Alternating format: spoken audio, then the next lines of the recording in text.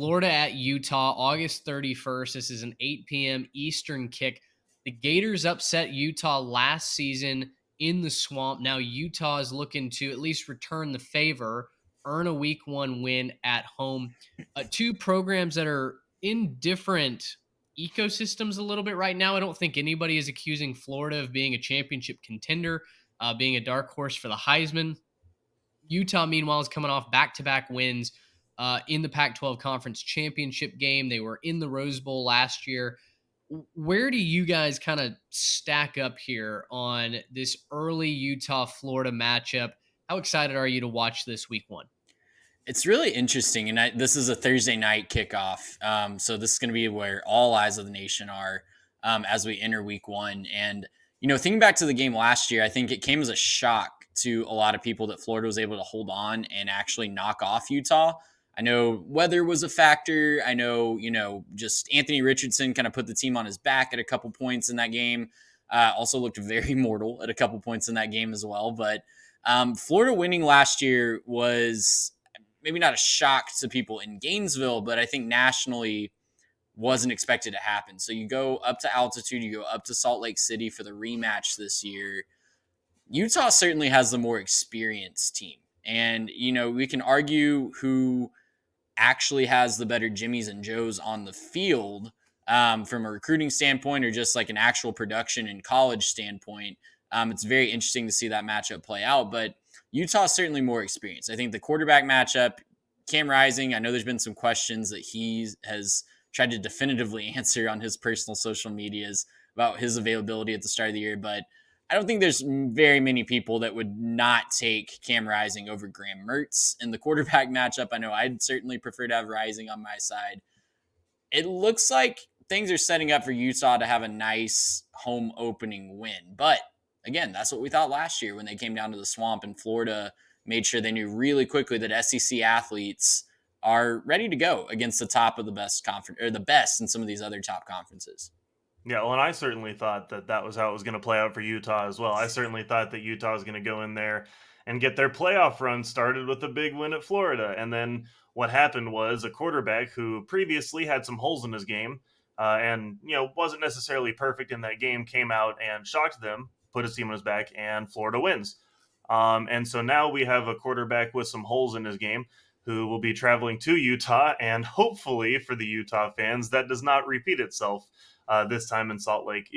Look, at the end of the day, I think Utah is the much better team here. I think that outside of, what Trey has pointed out in the past, some of the glaring, holes in Utah's ability to, win some of these games, that they seem to have these, massive drop-offs all of a sudden, inexplicably sometimes for Utah. I think outside of one of those, this will probably be pretty clear.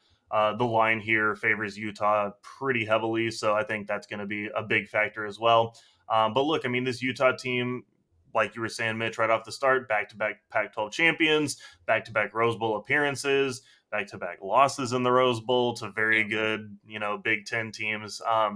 They haven't quite gotten over the hump. They haven't quite shown that they can compete at the most elite level, but they've proven that they can go up there and play at the highest level in their own conference and beat some very, very good teams. I think that's probably how this one rolls out first, but it'll be a very fun game to watch nonetheless. This is the first time that an SEC team has traveled to Utah ever. So Wow. a little bit of landmark game in that sense. The big question for Utah is, will Cam Rising be ready to go?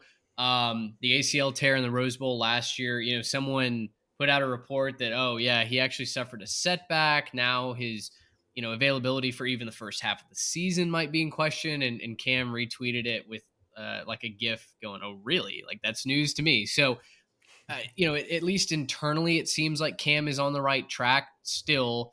That being said, first game back from an ACL tear, I expect them to protect him, and it's week one, right? So the play calling's probably going to be a little bit more conservative. I think Jaquindon Jackson is going to be the X factor here for Utah, right? How effective is he running against that front seven for Florida, which say what you will about the Gators, but the talent is on that team.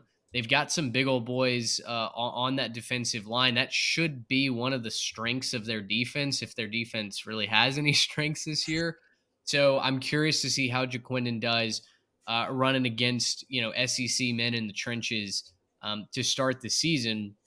I am fully expecting though Utah to take control, especially if they can dictate this game on the ground. I think it's a huge advantage that they have it at home, and combine that with the fact that we don't really know what Florida is going to look like on offense or defense. Graham Mertz, the quarterback for the Gators, it makes me really nervous that his first start in a Gators uniform is on the road against the Utes in a hostile place to play, a place that explosive offenses have struggled in the past. And I don't know that Florida's offense is what you would call explosive, at least not right now. So this may be kind of the ground and pound duel between Travis Etienne and that backfield and Jaquindon Jackson and the Utes. I think a lot of people may be surprised at just how good Jaquindon Jackson's going to be this year. I know back a little while we picked him as a breakout candidate. He had a really, really good performance in the Rose Bowl against a really good Penn State defense. And I think that any of the concerns about the SEC being a different level, yeah, it's maybe a different level than the Big Ten. But in terms of physicality up front, I don't think he's going to have any issues there. I think he'll probably end up being the X factor in this game. If he does his normal thing, this could be a breakout wow moment in week one.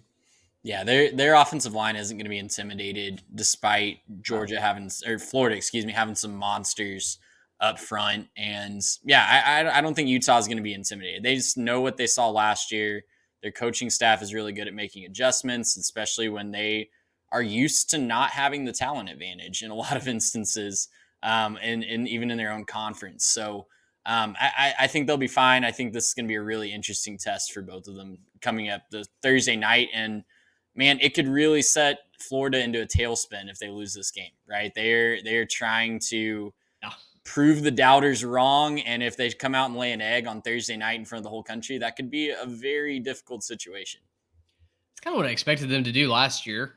Garrett and I both were on the Utah bandwagon, and it didn't ruin Utah's season. I mean, it did, basically remove them from national title contention immediately. But I don't think even if Utah did somehow find a way to lose this, I don't think it derails their season as much as if Florida loses, it's like, all right, now, every loss you take just puts Napier on the hot seat even more. It turns the temperature up. So I'm excited to watch this Thursday night in week one. I do want to say, in Florida's defense, the contract with Napier is structured in such a way that I think the hot seat conversation is maybe a little bit overblown.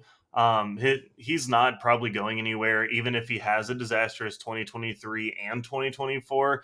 I think there's a really good chance that he doesn't have a disastrous season in either of those, but I think they're going to commit to him just based on the way that the contract is structured.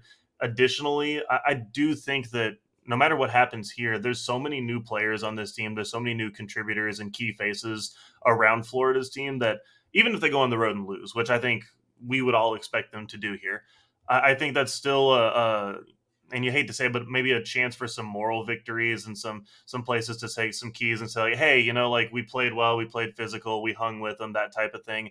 And that, I think, could help build a little confidence going into an SEC schedule, which will be tough, but Utah is going to be better than a bunch of teams in the SEC this year. So I think that they'll be able to take some of that in there, kind of shake off some of the rust very early and get started. I'm not expecting a huge season out of Florida, but just to come to the Gators' defense, I think that they'll be okay, even if they lose this one early.